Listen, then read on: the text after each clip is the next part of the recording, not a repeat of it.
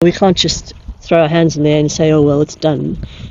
We need to see if we can't actually do something which is better.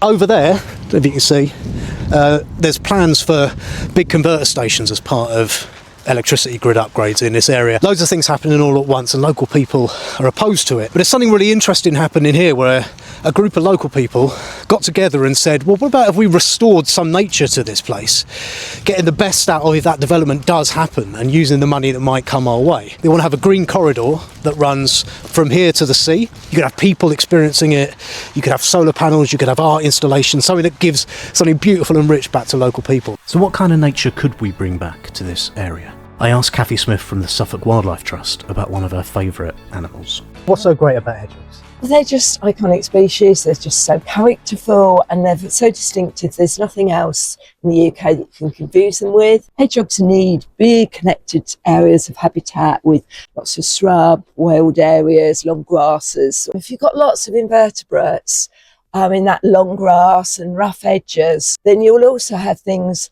like birds that feed on insects, bats, of course, things like reptiles, part of the whole ecosystem that we need to support a healthy environment for nature to thrive. But hedgehogs aren't the only wildlife that the community wants to attract. Neighbouring areas have turtle doves, the UK's fastest declining bird species, which the RSPB says we desperately need to protect.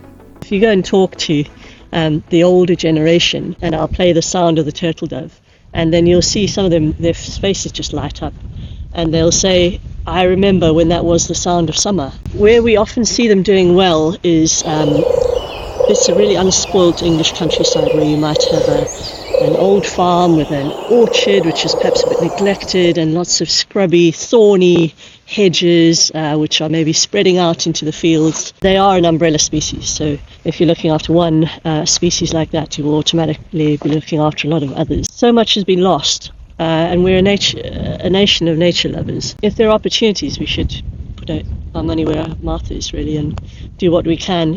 What should happen with any money that comes your way? The RSPB is still very concerned about the impacts on nature from Sea Link, and we are in fact objecting particularly on the basis of the landfall at our reserve at North Warren.